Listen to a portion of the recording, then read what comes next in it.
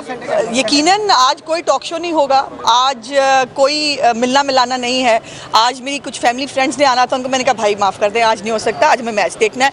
और कल के मैच के अंदर भी जब मेरी माँ साथ बैठी थी और वो आयत करीमा पढ़ रही थी, तो मैं कहती थी कोहली को आउट करने के लिए मम्मी एक फूंक मार दे, मम्मी ज़रा एक फूंक मारें। और यकीन माने कि वो फूंक मारती थी तो फिर उसके बाद वो बंदा आउट, फिर मैंने कोई भंगड़े डाले। और इंशाल्लाह ताला मुझे खुशी है कि मैंने कहा था कि इंडिया का बुरा दिन जो है वो एक होना बाकी है।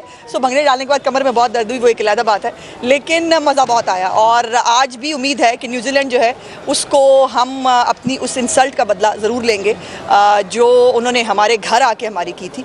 वो ठीक है, मतलब सियासत अपार्ट, वो हमारी भी बहुत सारी गलतियाँ थी, लेकिन उम्मीद है इंशाल्लाह ताला आज भी आयत करीमा चलेगा, आज भी भंगड़े वंगड़े इंशाल्लाह पढ़ेंगे।